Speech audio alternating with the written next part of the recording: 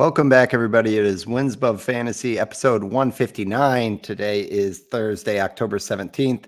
For those tuning in on the podcast, for those joining on YouTube, thank you. Happy baseball postseason to all. And also in the fantasy lens, happy offseason, folks. That is the name of the game for today's show is Offseason Prep. Steve, I know it's kind of out of the fire into the furnace or however the saying goes, because we go straight into the pitcher list early mock draft, which I think we're about 10 rounds in, something like that. A little bit More deeper than that. Yeah. 15 We're in there. rounds in. So yeah, it's a great time of the year as we're all enjoying what's been a very fun, cool, fresh postseason to just kind of ease up. It's been a grind. And also start looking ahead at off-season prep. We're going to talk about process, kind of the right mentality to go in to the off-season, stuff we've learned over the collective 50 years or so that we've been playing this great game. But as always, I'm joined by Steve Gisueli. And Steve, how's it going out there? I'd imagine baseball is buzzing in New York. Good to see you, man. Yeah, it's been a fun time to be a baseball fan in this area. Just with the Yankees sort of coming alive and seeming to hit their stride again and starting to look like, if not World Series favorites, probably the second biggest World Series favorite, considering as we're recording this, they have a 2-0 lead in the ALCS. And then just the vibe with the Mets has just continued and just been. It's very reminiscent of when, like, I grew up in I was 10 years old in 2000 when there was a Subway Series. So, like, Mets and Yankees were sort of in their peak, at least. It was the peak Yankee dynasty. It was the peak, run for the Mets as far as making the World Series and being really good. In the late 90s and early 2000s. Mm-hmm. So it's just been kind of reminiscent and like seemingly like there's some nostalgia, I guess, with me from that perspective. So it's been cool.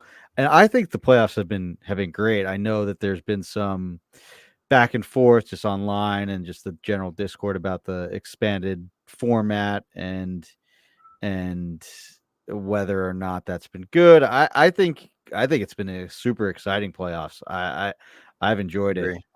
Maybe it's because I'm not like a true diehard fan of any one team that gets my team eliminated in a short 3-game series where really anything can happen. But I think that the new playoffs have been great, specifically this one. Like, there's been great games, close games, good series. Stars on the stars have field. come up big. Yeah, it's been a great pro season just as a fan perspective. So I've enjoyed it a lot. And just Agree. being in the New York area during this is sort of a cherry on top. I mean, I've kept no secret all season at how flat baseball's been in Central Illinois. When the Cubs and the Cardinals are rocking, it's like what you're probably experiencing out there, because the town is split in half and people are practically putting yard signs up to let everyone know, like, if they're Cubs or Cardinals. And that's even with all of that, I would say this playoffs is one of the hottest text threads for like my home league crew that we've had in years and years, which is like a barometer for me that, like, everybody's got an opinion on format and just change in general, philosophically, and baseball purists and everything. But if it's moving the needle and people are talking and you're tuning into games, and yeah, like, I've been tuning into a bunch when I can, and it's like with a 9-month-old, I think that's all telling. So yeah, I'm really enjoying it. And I think whatever World Series we get, although, as much as Cleveland is the underdog, I really do want the Yankees, because then it solidifies that we'll either have a Judge Ohtani or a Subway Series. Series, those two things I think are going to be must watch, which is great for the game. But that's not what we're here to talk about, Steve. We're here to talk about off-season prep. And I know I was kind of talking to you about it, and I've got it in here throughout. But for me personally, this time of year, it is such a grind all season that I definitely take this time between playoff baseball, even some other sports coming around, basketball, the one that shall not be named on fantasy football. But I like to take a beat, and I like to approach off-season prep, with the exception of the PL mock, which always comes with surprises for me, one step at a time. But we've got a handful of kind of tips, ways to be thinking about the off-season, and hopefully anybody who's tuning into the show, you guys share kind of where we're at mentally, but you have the year-round baseball bug where you want to talk about it. But I think it's a great topic, Steve, and we'll also get some high level thoughts on the earliest mock draft for 2025. But give me your 10,000 foot view on today's episode, and then obviously it's a different show because we're not going to be hammering 25 different players and going under the hood on underlying stats. It's a little bit more of that strategy and process. But we've heard feedback from people in the past that they like when we hit on this type of stuff too. So it's a good time for it. But give me your thoughts on everything. Yeah, it is. Yeah, I think I was in a similar boat to you as far as, take a step back. And back in the day, I was more into fantasy football, and other sports do start to pick up. But for me, this time of year now is sort of, I guess, in tune with the topic and what you just said, just taking a step back and sort of beginning to recalibrate and reprocess instead of trying to manage a team on a daily basis and the day-to-day grind that is, and really then just looking at the 2024 season as another data set, right? That we Right. have to analyze. Like it becomes like you're in the season when you're managing a team on a daily and weekly basis. When you're in it, like you're almost part of that season. Then you step out and it just becomes sort of another line item of data on the back of a baseball card. And I think it's cool to sort of go into that mode, and it is a bit more relaxing and sure. Yeah. I don't know. Maybe I'm a little bit more sick in the head, but I still like to go to a Fangraphs page and do analysis from basically from October 1st on, right? Especially now that it's become like an annual thing that we do this PL mock draft. So you're kind of right back into it and ranking players and keeping guys in mind. And I think we've said in the past that we do want to use this mock as more of a tool, and that can sort of be a segue into what we think is a good process, what tools we like to use. But I do like to use this mock draft as a tool, and we've looked back and said, hey, I want to keep that in mind because this data is so fresh, while also balancing a few other tricks that we need to take a step back and look at a larger sample and the tools that can help us analyze that when we start to prepare for 2025. Because this year, while it definitely is the most important, it's not the only thing that you need to consider, right? Like, sure, if you want to look at 3 years of data, you're going to weigh the most recent season the most, but you still need to weigh the other 2 seasons just in the most simplistic way. If you're only looking at 3 years of data, you still need to weigh the other 2 seasons as well. So it's a good balance, and I'm glad we're getting into it. I'm glad we're doing it in the middle of a mock draft. Excited to start to prepare for next year. Yeah, you said it. That's one of the things, and we'll be kind of bouncing around topics, but the fresh data set. You're right that you're keeping your head down throughout the season, looking for stuff that can help your team or your teams.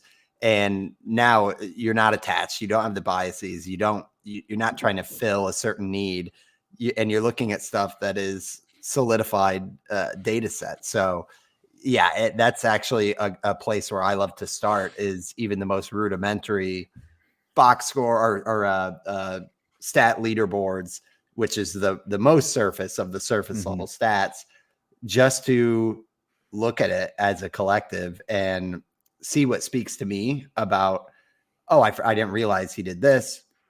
I didn't realize so many people did this in terms of, whether it's stolen bases or homers, or even looking at the starting pitching landscape, which we always have to do for the early mock. you definitely get your first impressions, which is really exciting, no matter what time of year it is or how much of a grind the season was. So, yeah. With that said, I think let's jump into how to approach off season in general. And I think Steve, you wanted to start with the fact that there is still baseball being played.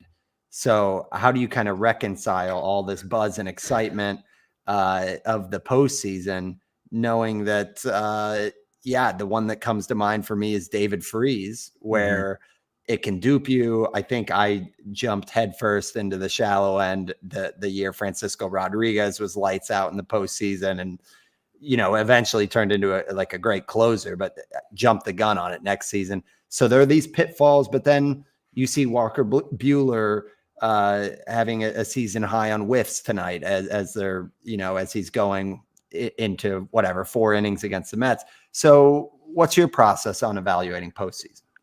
I just had this thought while just listening to podcasts and just local sports radio here in New York regarding the playoffs. I think that the postseason is the worst possible thing for fantasy baseball off-season prep. There is micro samples that are broken down in the most minute details, and they are done so in good faith, and they need to be done because the postseason is full of these high pressure singular plate apparent moments that are broken down and live in our mind. And when Judge goes 2 postseason series without a home run, the world is ending, and we're looking back at last year's sample for Judge's postseason, which was also like 20 freaking at bats where he didn't hit a homer, and we're making this determination that he's just, not clutch, not this great postseason player. And that is the exact opposite of how you want to approach fantasy baseball prep. Like, you want to get as big of a sample as you can. Like, think about the discourse around Judge in April when he had 1 home run. He went on to hit 56 more. Like, if you use that April sample to base and say that was enough to sell Aaron Judge on March 1st, you'd finish last in your league. There's it's the most critical time for the sport and the most misleading time for the fake game. And that's a tough balance.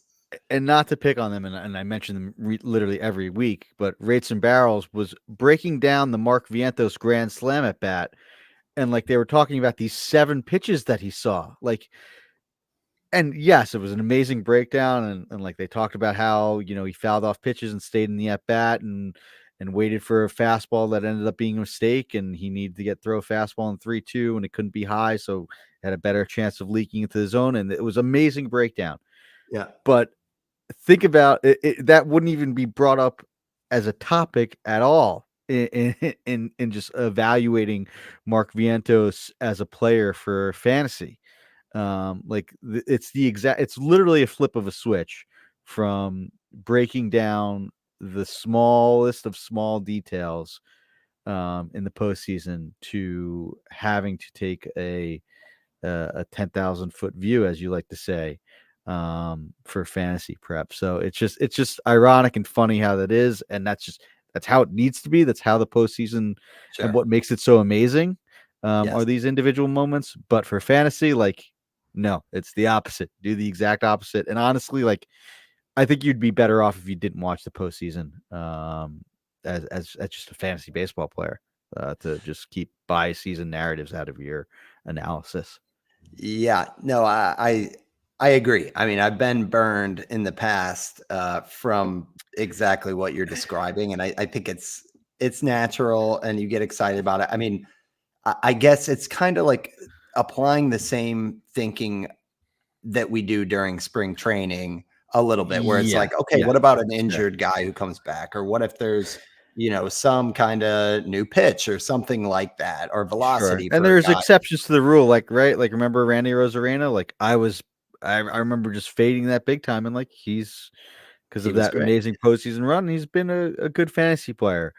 But the same thing goes for spring training too. Right, for every You know,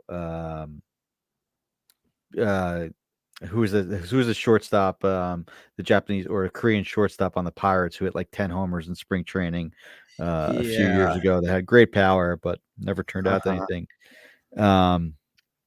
You know, there is a Trevor Story that hits 8 spring training home runs, and like, you know, it was the start of a breakout, right?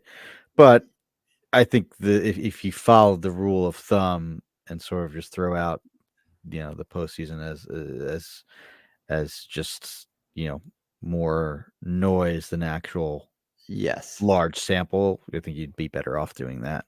Is it Jung Ho Kang? Yes, Jung Ho Kang. Yes, Yep, there I you go. remember Thank that you. one, and then, Thank you. shout out to Michael Franco, who was the master of, No, spring training. exactly. Yeah. Yeah, no, that's a great point on postseason. I think, I'm in lockstep with that, and yeah, other than injury related, stuff or things that are truly like we haven't seen it, there's almost so much you're so amped up. That is another thing, and the pressure, the situations, like it's just not how the normal game is played, or at least it's a much different condition, to where, yeah, I agree.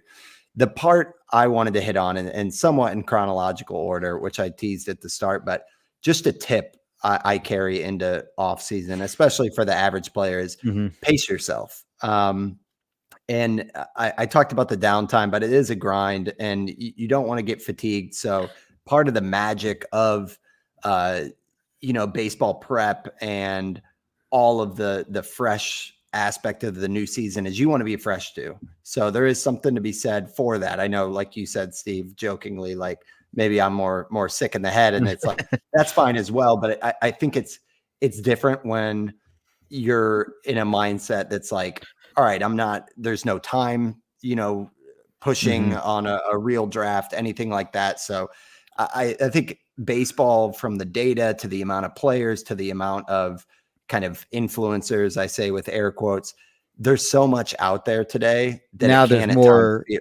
now there's more it's games everywhere. too that start up, Yeah, right? With draft and hold season, like it's exactly. becoming a year-round thing. So it's It is. easier And to avoid this good yes, tip. Yeah. exactly. And that's all I'm saying, that we are in that ADD Mhm. culture today of, social and instant gratification and everything. So all that stuff is available, but the magic of the baseball season and the fantasy season and prep season is that you get excited for it. And it's like, if Mhm. if you don't feel guilty or pressured to over index on prep and all that stuff, if you need to take a slight breather, straight off the back of that, is the next thing I had is kind of what you said, is end of year stats is a great way to ease in, because it's palatable. It's not kind of like brain bending, doing mental hurdles or jumping jacks, whatever they say. And end of year stats is fun. That is the back of the baseball Yeah. card stuff. And it's Yeah. what is timeless, right? That's been decades and decades of numbers that you can look at next to what people did when you were growing up. And I think that's a cool place to start, and a way to kind of tip a hat to the season that was. And then, at least for me personally, Steve, I then go to, and this goes with a later one, but I like to do my own prep research as well. I know we love podcasts, we love Mhm. other articles. We certainly are surrounded by people that are much smarter in the industry and are round the clock and putting stuff out. And all that is fine to kind of layer in, but life's too short to not spend off seasons kind of coming up with your own Mhm. original takes on what jumps out at you, what players are interesting. So I think that's important. And the way I do it is I usually start with some pretty base level underliers that do have holes in them, or they do require further, you can't just stop and look at a barrel rate or a hard hit rate and say, oh yeah, this guy's better than this guy. That said, I think that's a great place to start, to kind of see what sort of things are kind of popping up from the ground that you're like, oh, I want to look at this guy further, and earmark him Mhm. for a deep dive. And then, yeah, like, because of that, those gut feelings, I think there's something there. And we all followed the season very closely, and anybody who has a team did as well. So if you remember certain hot streaks or things that just thinking about the WAF 4 years we've done, like, remember when Jonah Heim went off and we were talking about him for 2 weeks, and then before and after that, it didn't look that great, but it was kind of like it passed the gut check test where we were like, there's something where we were really excited about that guy. Let's go back and look. What does he need to change? Did it improve? Was he cutting down his chase rate as the season, developed?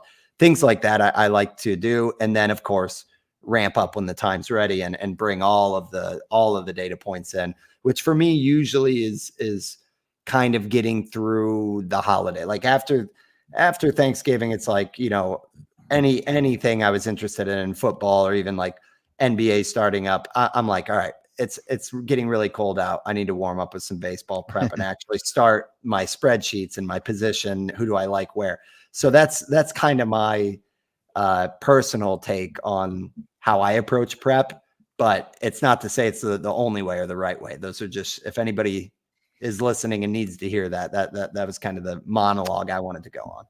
No, that's a great point, and I think that part of the reason why I do enjoy this time of year is that you can do it at your own pace, right? And I think, obviously, in baseball season, there's more interest in fantasy baseball podcasts, but I think some of our best shows and best topics have come in the off season when there's not really a time sensitive, like, in season, like the show rundowns sort of write themselves, right? Like there's this players that we want to talk about that's happening in real time.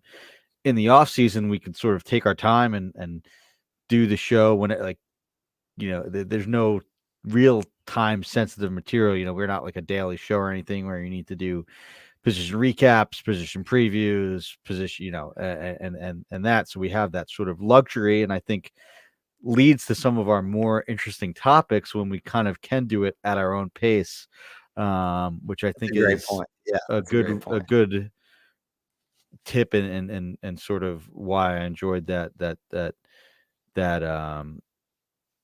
advice you gave, because that's when you're going to do your best work, right? Like, if in season, if you're just, churning and burning and adding on the waiver wire, sure, yeah, you may add a guy and just so happens that the hot streak lasts a few months and that's great. But in the off season is where you're going to find that guy that you're digging through the data, looking at the stats that you like to look at, and whether it's yourself or reading an article or listening to a podcast that makes you intrigued in someone that is a true sleeper, that and those I find are always the most satisfying finds and ads and things that are the most rewarding when you do this sort of prep and research. So it comes from taking your time and sort of going at your own leisure. I think that's when you do some of your best work. So yeah, it's you see the NFBC maniacs, for in an endearing term, start to get into draft and hold season already. Like I think there's a bunch up on the site already, which is nuts. And I feel like I fell into that vortex too and jumped into way too many early drafts, and when I've not been ready. And the best that I've done is sort of when I've like, all right, I'm not doing any leagues until January 1 or whatever it is. I'm going to do them at a reasonable pace and something that I don't want to get overexposed to or jump in too far. So yes, as excited as I am to start a draft, and I probably will do a draft, as I want to get better at them. I want to do a few more draft and holds this year. I probably will do a 2025 draft in 2024. Yeah. But I'm going to do it at my own pace when I'm ready, and not just rush into one next week because I think I could get a leg up because I dialed in. Yeah, because I'm still dialed in or anything like that. That's not going to be the case. I'm going to let it breathe. I think that's a good piece of advice there. Yeah, for sure. And then the draft, feels like it's got some gravity to it and you're excited for it. Not that you wouldn't be anyway, but everyone has their own scale, but that the motto of too much of a good thing can be a bad thing, or can water down the most exciting part. But you're right. I mean, I'll probably follow suit, Steve. I'll probably do a draft before Christmas, New Year's. And I do think that has its own perks, that then it's like, oh man, can you believe this guy's ADP was this back in November, and now it's moved all the way up to this in March, and to get out in front of that a little bit. Plus, we got to do a gladiator draft this year because I think we've missed the date on a couple of those. But next thing, I mean, along with all those, kind of in that ramp up season, usually around December is when some of the projections started rolling out, which I know you wanted to talk about in terms of how you approach that. We'll get into that, but we got to take our first ad break, and we'll be right back after this. All right. So, Steve, that's the tease. The floor is yours. When these projections roll out, let's give a snippet of advice and approach on what we make of projections. I feel like we have shows dedicated to it every year, but in terms of the big picture, yeah. In terms of the big picture, how do you take projections? Yeah, I think projections are a good tool in tandem with what we talked about last week with Ryan Bloomfield. There was 2 episodes ago where we used the 3 years worth of data to look at performance, underachievers and overachievers, I guess, to look at that. And I think projections are a great way to be a source or a middle ground for your research, right? Like the term that I had here, the header on our notes, are like projections are a balance beam. Like that's what you need to use to stand on and pull you back to the middle. Like you could lean one way or the other, but you still need to have your ground and your base on that balance beam. And those are the projections, right? Like you can vary from them. They're not going to be right on rookies or, rookies that hit big time. Like it's never going to project that because that's what projections do, but it's going to give you an expectation of a baseline. And then you can adjust that based on your own findings, talking about the base level underlier stats that you like to use. A lot of these projections have that in, but you need to sort of step on the scale one way or the other to adjust and become different and differentiate yourself from projections. Like, right, if projections were the only tool and the best tool to use by far, this game wouldn't be very fun. So there's going to be reasons to be different, but I think that it just needs to be something that brings you back into or grounds you essentially for any player analysis, right? Like this is what you can expect from the baseline more or less. And I think projections have gotten so good that it's easy to forget that sometimes. But I think they get better every year. There's more of them every year. There's so many different, resources and reasons why as to each one is good or is good in their own way. But I think it's just, a foundation of any off-season prep should start with, or at least be based in some route of projection, whether that's your own, hats off if you do that, or just whichever projection system you like the most. But I think it goes without saying that projections need to be sort of something that keeps your expectations in line both ways, right? Like for guys that you'd be high on or low on one way or the other. Yeah, and the other thing with projections, I go back to when we had Ariel Cohen on, and just that it's not just the number itself, because the number is striking what's in the middle of possible outcomes, if you will.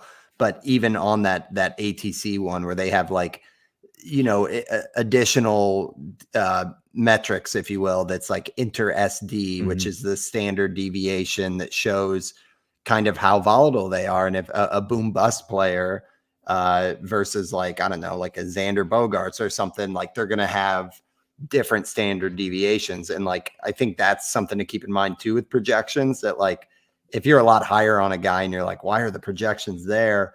Just keep in mind that it might be that some of them are more on the boom side, some of them are on the bust side. And I've grown more into taking some of those risks. Like I don't want a team full of kind of vanilla, most projection systems all agree. Like, I think you want to try to find your diamonds in the roughs and your guys that can go off.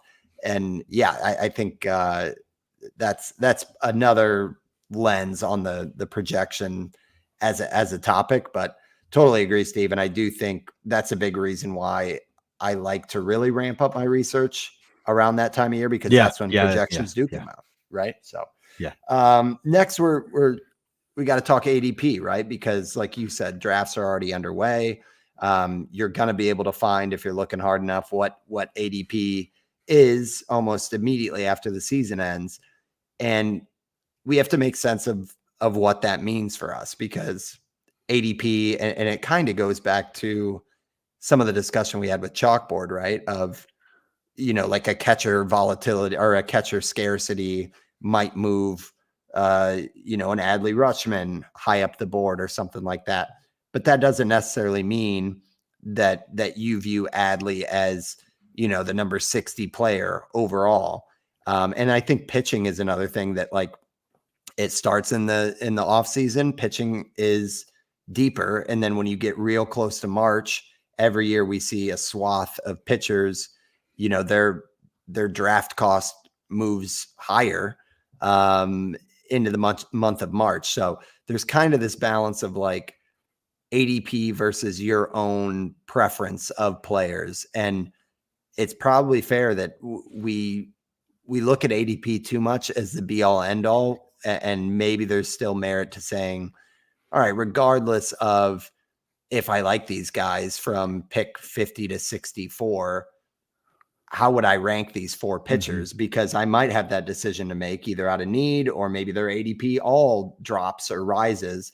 So yeah, I think it's a really interesting topic to kind of assess the importance and the weight of ADP when it's a long off season. The header I had here was use ADP as a price, not ranking. I think a reason that maybe we talk about every year how we want to look back on this PL mock draft and put some more weight into it when we do our off-season prep, and remember it more in March when we have our big drafts, is that we use clicky draft that I think has like last year's rankings and like are missing a bunch of players, right?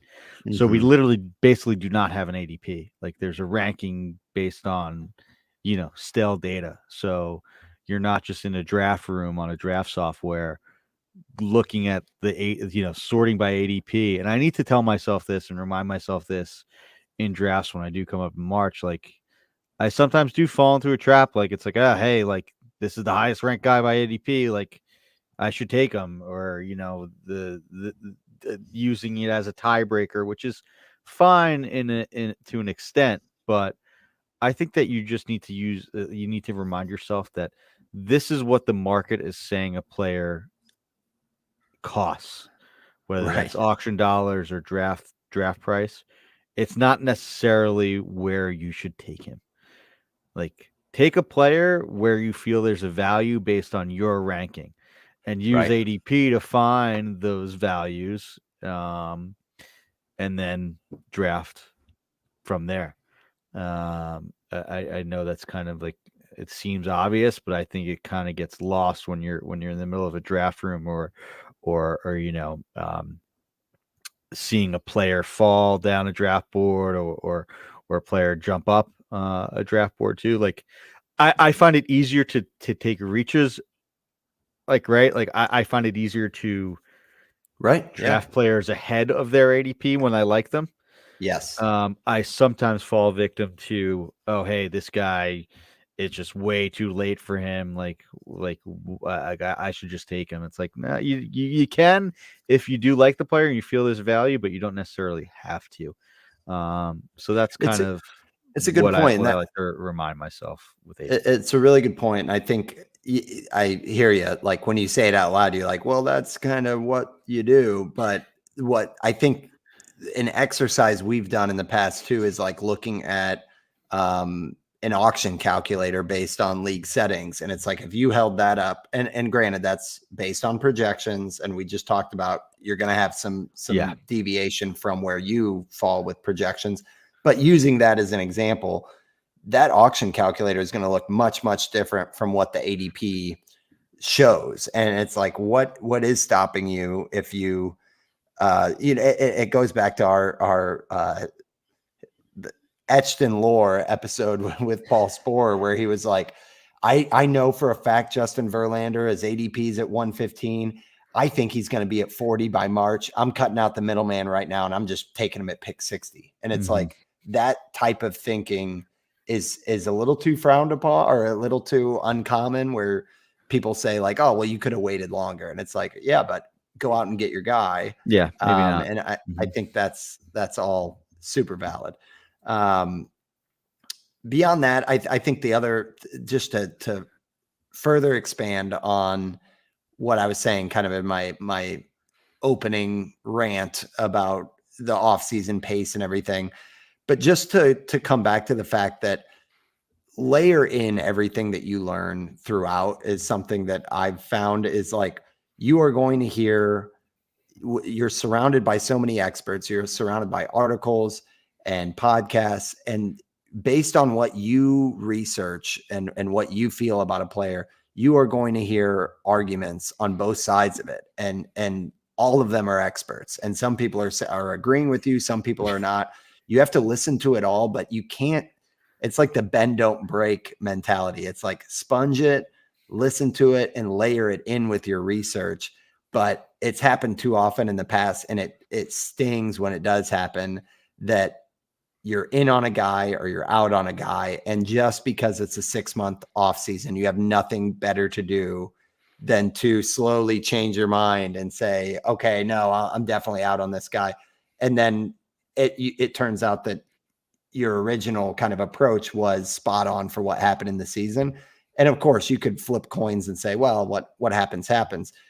But I think the biggest takeaway is you can't, trends start happening, or like you start seeing people jump in or jump out on a player. And I just think it's so important to let that kind of factor into your evaluation of a player versus completely pull you off of a player. And I feel like that's happened enough in the past 4 or 5 years to where it's something I'm definitely trying to be more conscious of, is don't let your initial research just get foggy because of some spring training thing that came out. Here's a good example for that, right? Like, remember us in 2023, August, just talking for a month straight about how amazing Cole Reagans is, right? We can't wait for him to draft him next year. Look how good this guy is. He's a totally new pitcher. He's throwing 97 with an amazing changeup and slider from the left-hand side in a team-friendly environment. Like, look at how amazing the Royals turned him into this ace, essentially. And then all offseason, it's just been like, Cole Reagans is great. Oh, Cole Reagans is really great. Like, look, he's going to be pricey on draft day. Cole Reagans is amazing. Like, we're drafting him as essentially an SP1. Cole Reagans is overpriced. Yes. Was he overpriced if you took him? ADP was 82nd in March. And you would have profited big time. Handsomely. Yep. So what was he overpriced, or was everyone just saying that he was overpriced?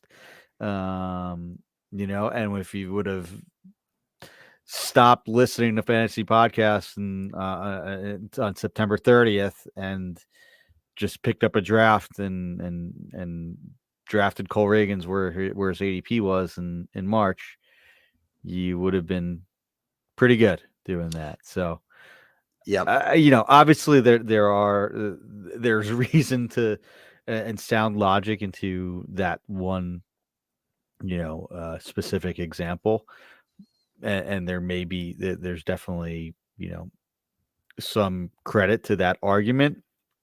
And sure, a lot of things can go wrong one way or the other, especially with pitchers, right? Like, he did have a ton of volume this year that helped. And that may not always be the case, but I think that it's just an example of sort of how groupthink could sort of sway you from something that maybe you shouldn't be convinced otherwise of. Yep. No, spot on. And there's a ton of those examples that pop up in years past. I mean, I think we were there with Nestor Cortez. I think we were there with Justin Steele. I think we were there with Christian Javier before his big year. And it's, there are all those ones. Ranger Suarez was a guy that you, right? Ranger was, yeah, big on him. And I forget if that was 1 year. I forget if that was 1 year early or not, but it was, they're all in that camp of, like you said, it's like, if we ended the season thinking that, like, where would we have drafted him? And it goes right back to your last and that's point so hard ADP. to balance with like the projections, right? Because the projections are going to bring you back the other way, and like Cole Reagans didn't have this track record. It wasn't this amazing minor league pitcher. It's such a balance between the two of those, right? So it's hard, but you need to, like you were sort of saying, like you need to establish what your tools are, what you're best at identifying, what you like most in a player, and then make those decisions sort of on your own. Like it's like that amazing little piranha question that we always bring up, like once a quarter, basically, like trust your process. Like sure, there's going to be one choice that you may make that may be right if you identified these three players and that's the one that fell to you, and there may be times where it's wrong, but overall, if your process and research is sound, you're going to be right more often than not. Yeah, spot on. And it's like when you spend as much time in this as we do, as a lot of our listeners here in October do, you kind of have to trust how you felt and analyzed in that moment. And then it's like, if you commit that to memory and just let recency bias or groupthink, like you said, take over, I would rather lose on the coin flip of the process, my own process, than be swayed because I felt like 5 months had passed since I last felt that passionately about it. I can already tell you, I mean, the one that when you and I were breaking down, Tyler Fitzgerald was a name that I was like, I don't know that I want to let the industry move me off of this, like, all thing, because we were like, is the pop real? We looked at the minors. He's had the pop in the minors. He looks like the way that he does his pull, that he's one of those that like kind of stumps StatCast data. So like that is one in the offseason that will be my new Justin Steele, Nestor Cortez, Ranger Suarez, because I don't want to miss out to the feeling I had when I was looking at 15 different metrics. So he's one that I'll circle and dig in deeper. But the broader point that we're making is don't land and say, oh, I love this guy. And then because you hear 10 other people don't love him, you immediately put him on a do not draft list. Maybe it just means you can get him in round 15 instead of round 11 or whatever that is. So yeah, I think we've hit on that. And the fun part with all of this is it is actionable. We do have a mock draft, not a real draft just yet, but we have the mock draft going, and we're going to talk about some big picture takeaways without totally stealing the thunder of the annual podcast episodes with Nick Pollock. So we will talk about all that after this ad break. We will be right back. Okay, so Steve, I want to give you a chance. Any closing thoughts on all that? I know we talked for a while, but that it seems like the perfect primer going into high level takeaways for the too early mock. Yeah, I think it's just good to talk about our approach and tips that we've found that's worked for us. Because it is a long off season. It could be, it's a long cold winter, and we want, like you said, that warmth of fantasy baseball to just come back as quickly as possible. And there are some I think good life hacks to sort of get you through it with what we talked about there. So we've sort of, just you and me doing this all, I think this is like our third full off season, where like, cause I think we did stop in the first season. We didn't podcast basically over the winter. Right. But now this is either the second or third off season that we've continued to do this, and we'll continue to do this. So just as our responsibility to do this, we never really stop. So I think we do have some good insight there into how to get through this and how to do this properly. So glad we talked about it. But Yeah. with that, I'm this October tradition is super fun. It is essentially a free content episode for us with the PL podcast. I know there's going to be a bunch of on the corner episodes discussing this, which is fun too. And I'm sure we'll come back to it too once the draft finishes. We do have 7 more rounds, so 2/3 of the way done, which is pretty fun. And happy to discuss it with you. We're doing this together for the first time. We used to have separate teams for the first time. Yeah. Yes. So for the first We're time, drafting as WAF one. has the shared draft slot, Mhm. which we are in the 5th round. Or I'm sorry, we are in the 5th And I draft guess slot. just for some background, all the Housekeeping. podcasts across the Pitcher List network, right? It's the PL podcast mock draft, where it used to just be the Pitcher List mock draft with individuals doing teams. Van and I would have our own teams, but now this is the podcast draft, and all of the shows across the Pitcher List podcast network, the fantasy channel at least, have teams that they're drafting, which is super fun and a cool wrinkle. And glad to do it with you this year, Van. It is. It's fun, and we've done drafts in the past, shared as well, so we're used to it. But Yeah. this draft, I think we'll try to find the balance without getting into specific players, Steve, because I again don't want to steal the thunder of the on the corner shows. But Sure. we were in the 5th slot, and let's start there. Like, how did you feel?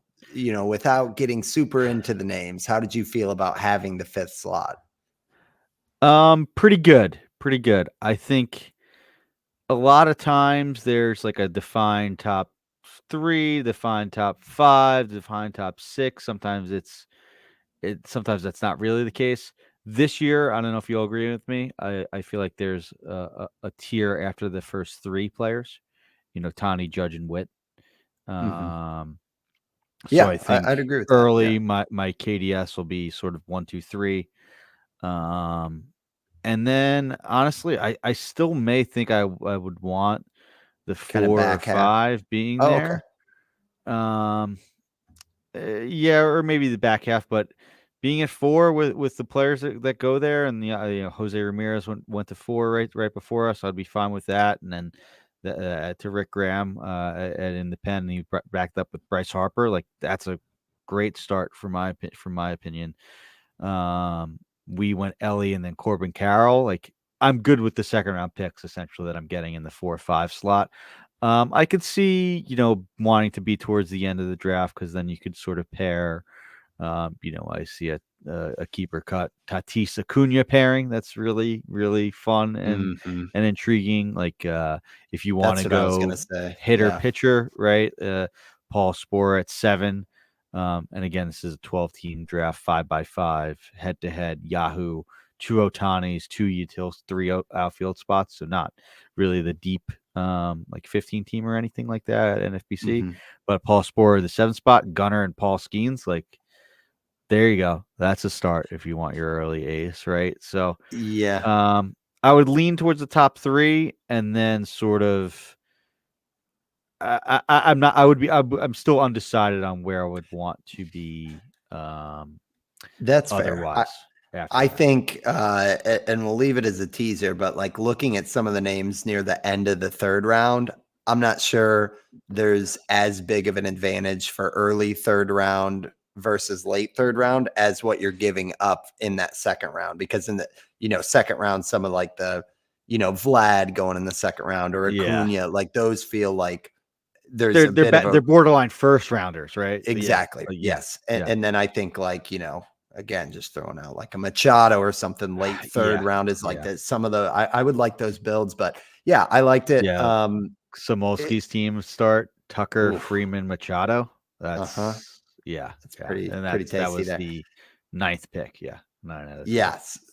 So one thing that happens every year in these drafts is pitchers go a little bit later. That said, it wasn't all that late this year, where we saw 3 starting pitchers in the second round, and then by the end of the fourth round, there were, let's see, 8 pitchers off the board.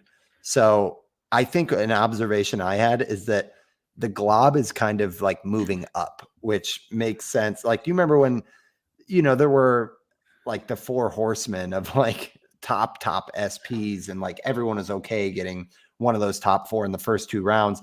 And then it seemed like the glob was like pick 60 to pick 130, where there were just so many, I don't know, like Kevin Gossman and the year that it was like McClanahan and Cease and all that. This year, it feels like there is that big grouping of like everyone's going out and getting their pitchers. But at least at my initial gut check was like, now so many of those are happening before pick 90 instead of before pick 120. It's pick 50 to 100 now, instead of it being 75 to 125.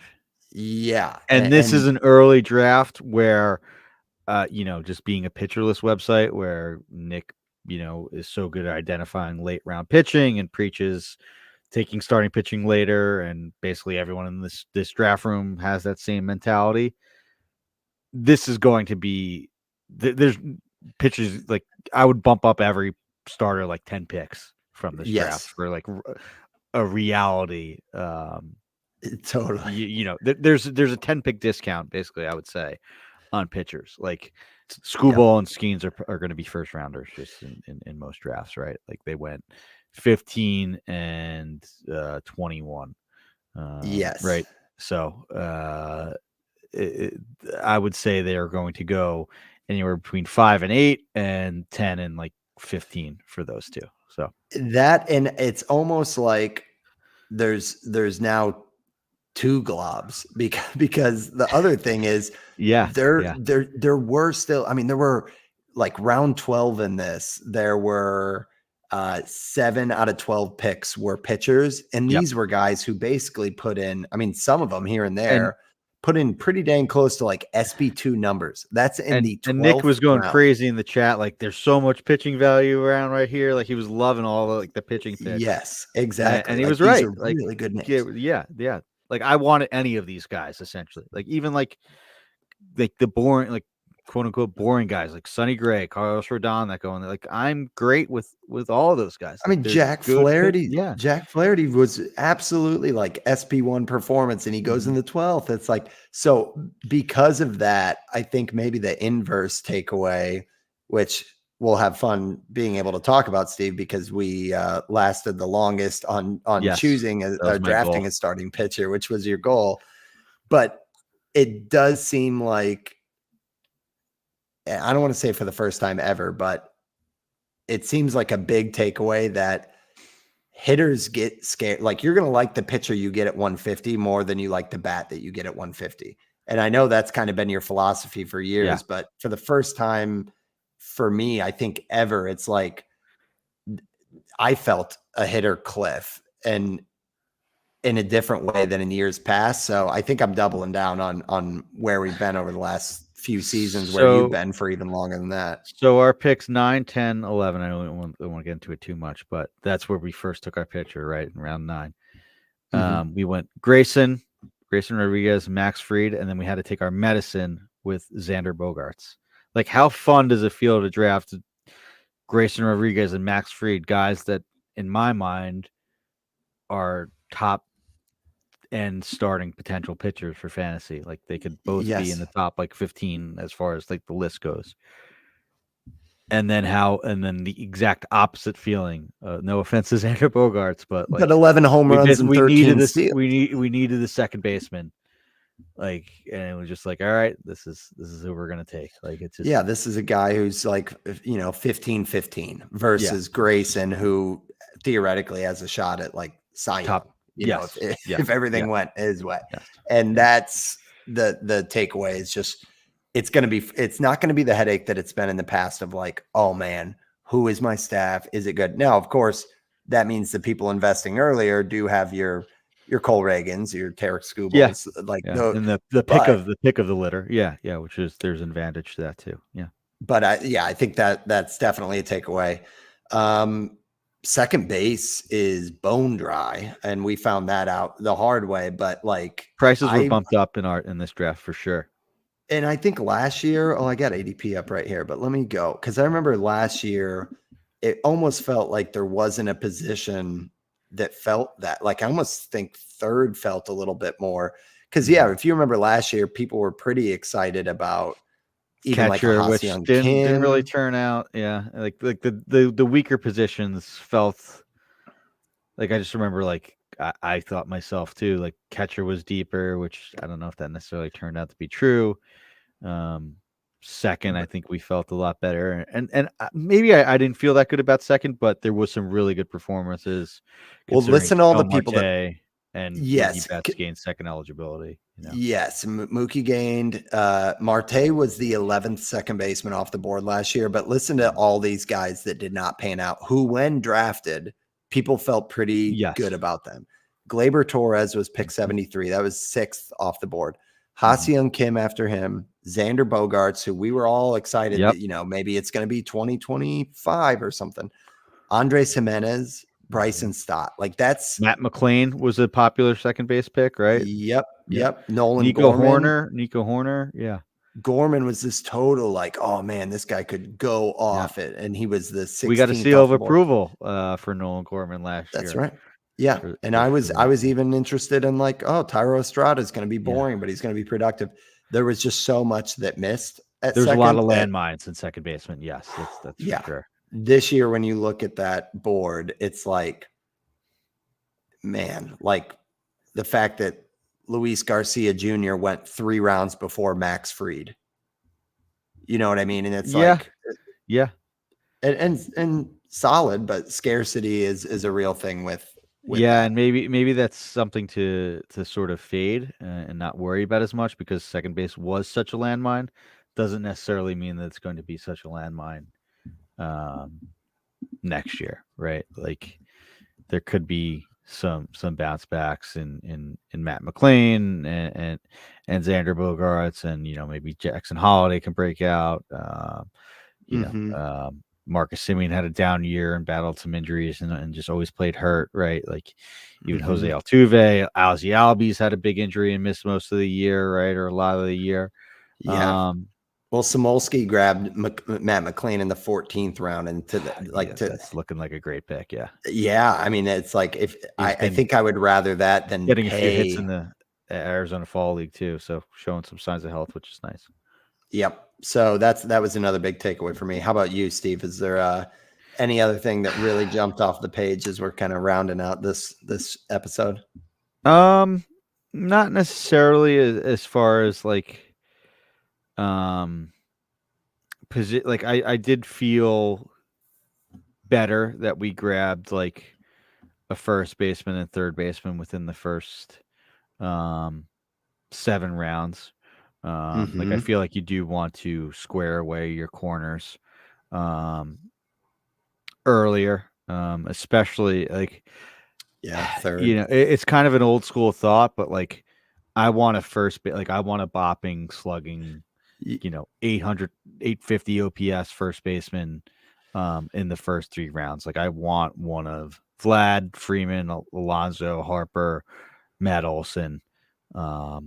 Big time in the first 3 rounds. I know there's some other guys to like, and Josh Naylor and Christian Walker and Vinny Pasquantino, but I'd much rather be taking shots on like starters in that area, or maybe like a Royce Lewis or Vientos or Junior Caminero or something like that in those range. Even guys like Zach Neto that go in that area. I like a lot of outfielders there. So I don't know. It's an old school thought, but like I want a first baseman sort of early. Like I want one of the top 5 names there between those guys. Yeah. Yeah, I think first drops off, at least from the traditional like slugging stats. Third definitely drops off, and we just talked about second. So I think like early gut reaction is like infield probably needs to be addressed, and it's going to be taxed with the ADP, which goes back to the point you made at the beginning of like rankings versus ADP, because I think there's going to be a tax on a lot of the position players. Yeah, I think so too. But then I think that gets a little bit balanced out, especially in NFBC leagues when pitchers and closers are just pushed up so much. That's true. That's true. Specifically in leagues where there's weekly moves. But yeah, it's been fun. Excited to finish this up and keep doing this with you, and then hear all the shows breaking down all the podcast drafts. It's been a fun time, and it's a really cool August or October tradition that we got going, and puts us right into prep mode, which is fun. Yes, indeed. We'll be here throughout the off season. Thank you guys for joining us. We'll be every other Thursday through the rest of the year. So appreciate it. And if you guys could go out, give us a follow, give us a review if you don't mind. And yeah, we'll be here. And once we round out the draft, we'll have the episode as well with Nick. We got to sort out exactly that, who and when that's going. But yeah, we'll definitely kind of plug that on the pod so you don't miss the full breakdown on the WAF draft for that mock draft. But yeah, that rounds us out, guys, for episode 159, how to properly off-season prep. Thank you guys as always, and we'll talk to you next time. Thanks for listening, guys. Later.